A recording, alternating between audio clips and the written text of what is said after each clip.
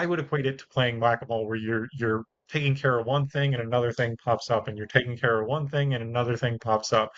And you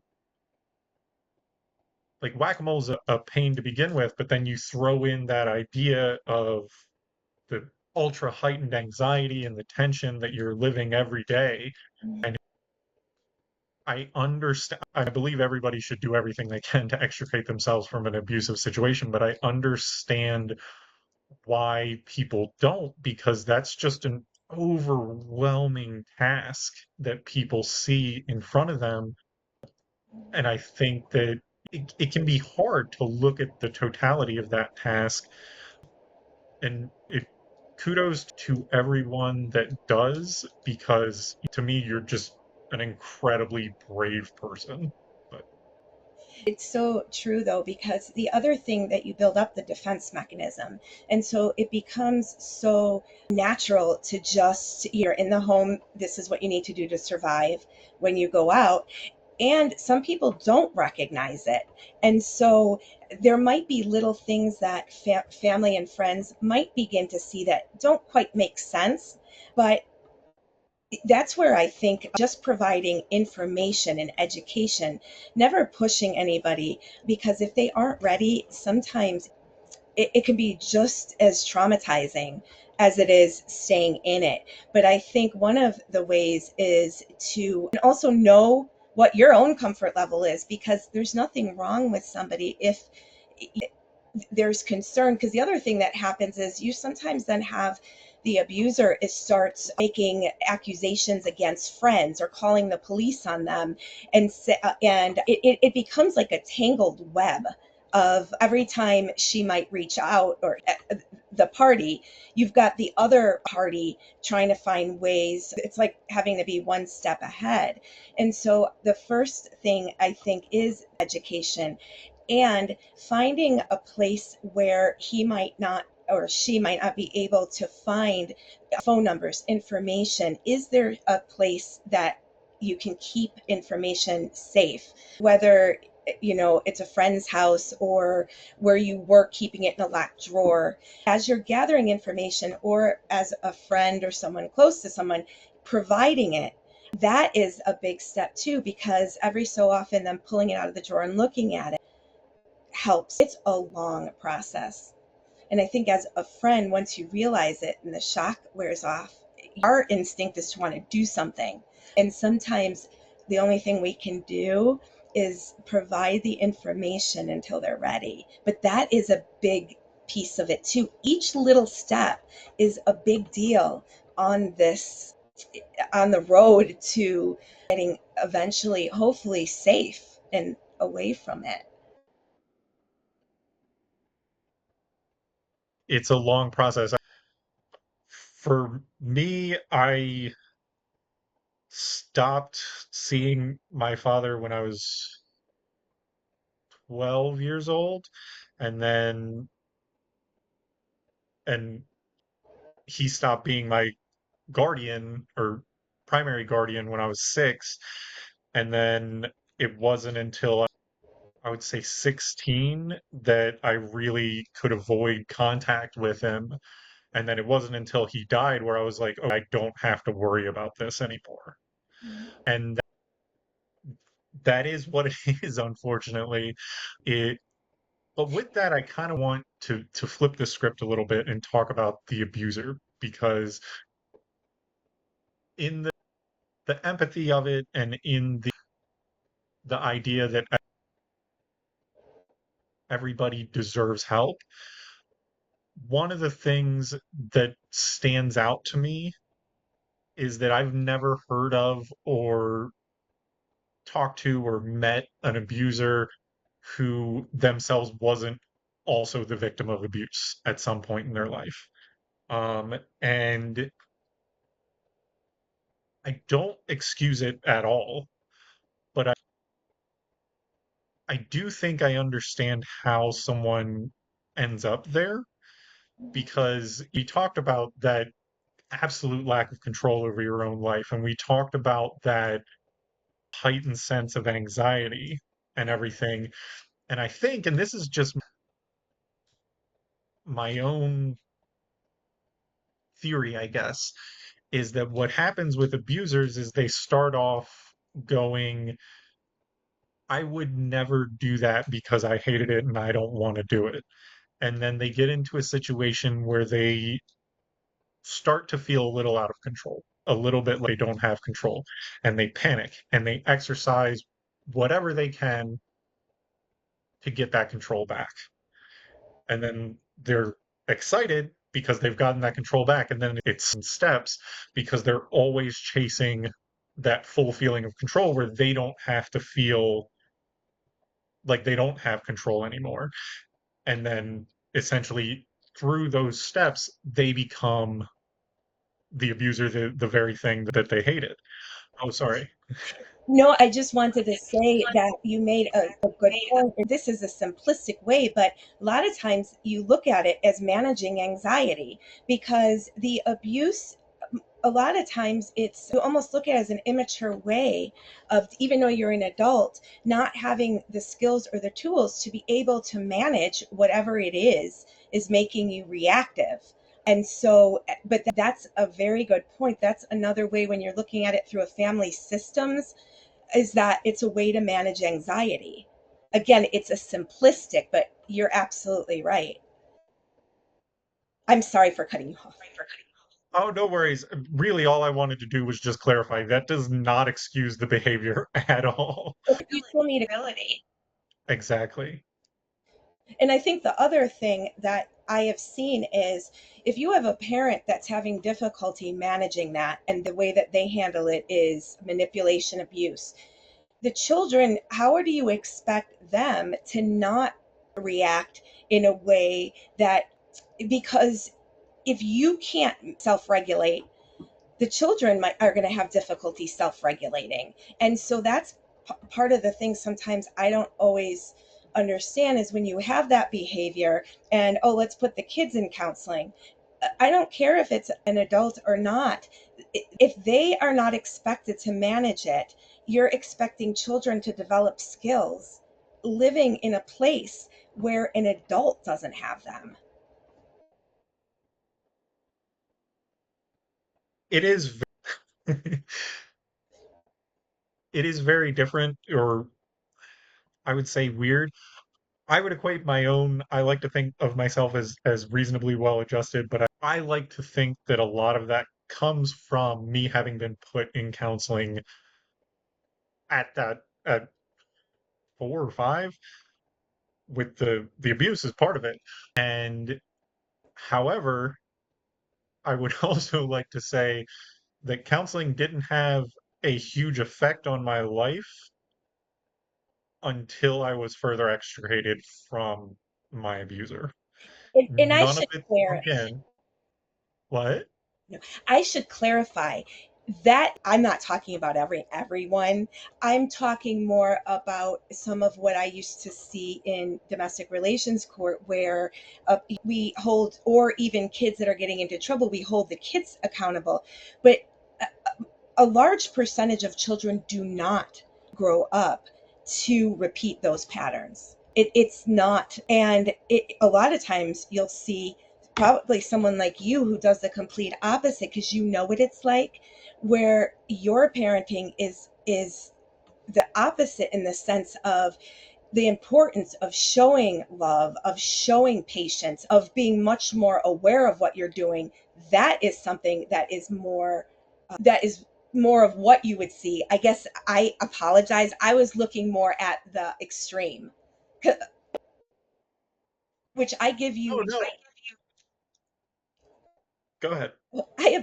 I know I just give you credit because somebody being able to talk about it that has lived through it can show people that you aren't, there are so many ways that you aren't gonna just a product of what happens, because as I said, not everybody that gets into the situation grows up in it, but there counseling or having the other parent who's modeling appropriate behavior. You're not just the product of the one parent.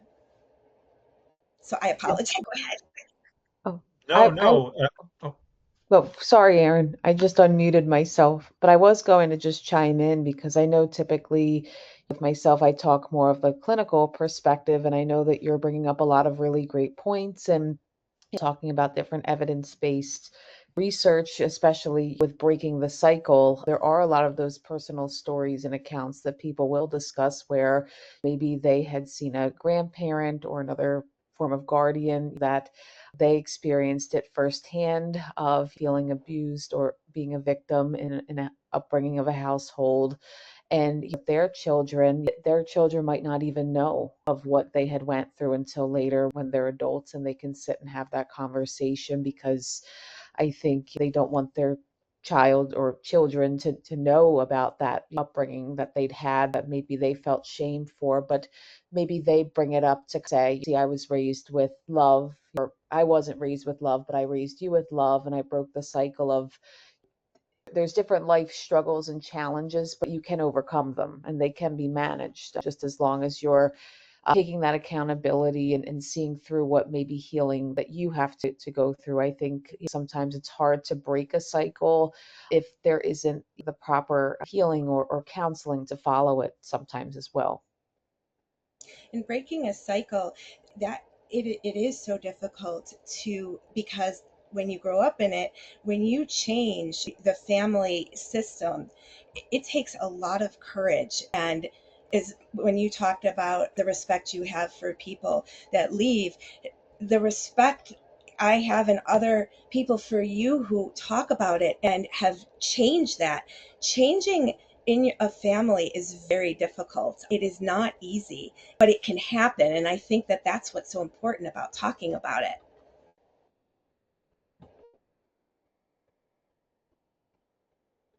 I will say that the other thing that I have seen is that when people do start to talk about it, it seems like fairly quickly when they start to talk about it consistently and be open about it, it seems like fairly quickly they find that they're not alone, which is, I think, for a lot of people that I've talked to about it, is huge because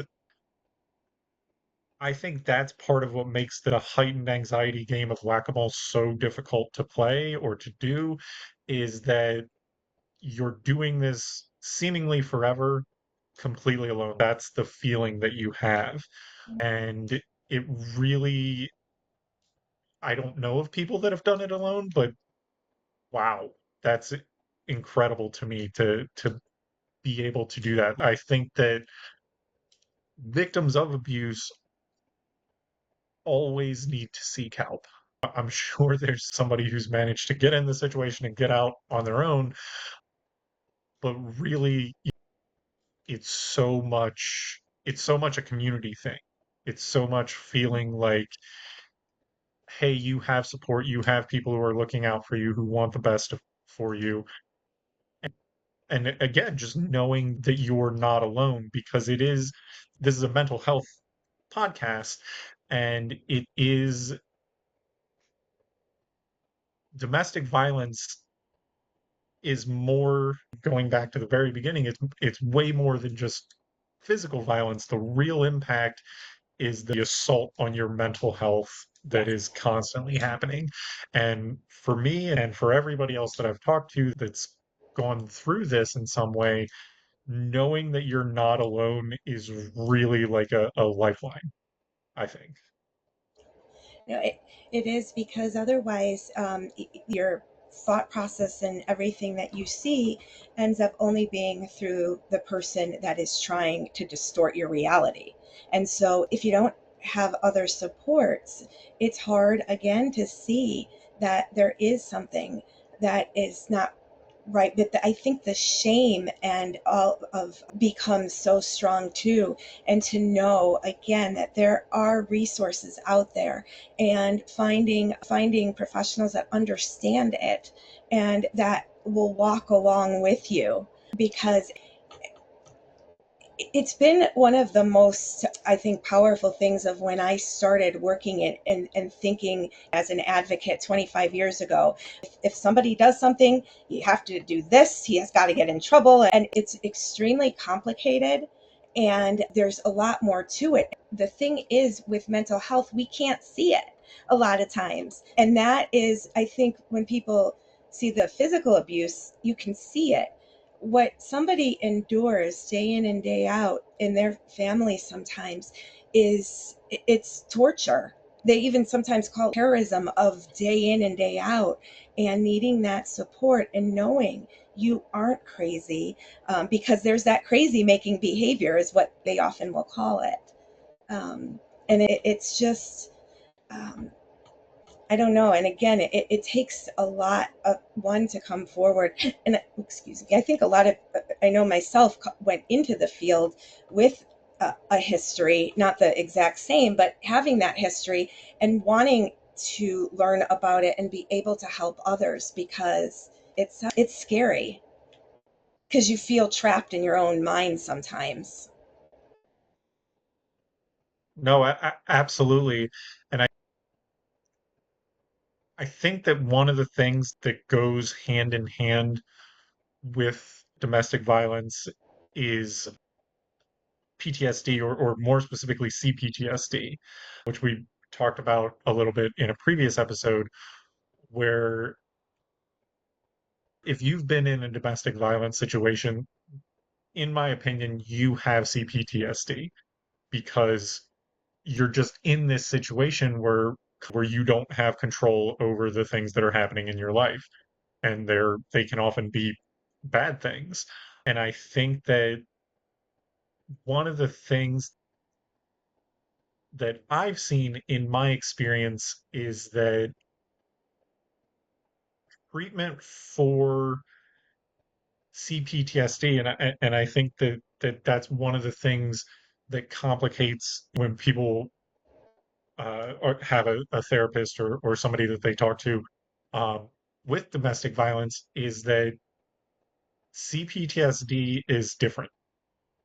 How it crops up, how it affects your life, how you manage it is different from how you manage things, at least for me, manage things like anxiety or depression or whatever. The symptoms may be the same, but the way you manage it isn't.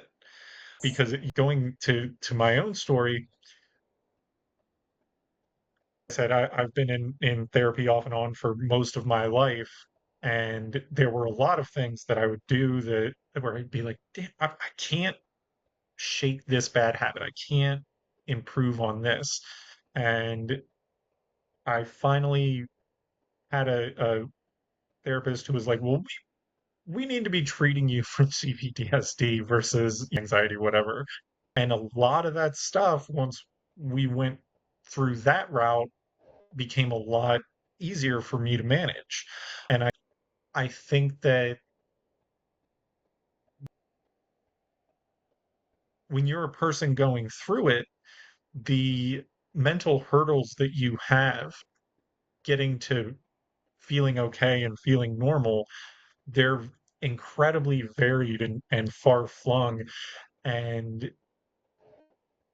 what works this year may not be what works next year when your situation is hopefully a little bit better. And I think that is something that a lot of people in that situation may not realize is where they'll get out and they'll be like, oh, everything's okay. But then they have essentially these scars of life that they're living that they don't know how to heal. And in my own experience, try something else. But again, that's entirely my own experience. No, it's true though, because what you're talking about is complicated PTSD, and there's layers with it. And I think one of the good things now is you have EMDR, polyvagal theory. There's a lot of other type of treatments because we don't just keep our trauma memories, don't just stay in a place that we could retrieve them verbally. And so when we talk about having to survive in a situation like that, we oftentimes automatically respond certain ways.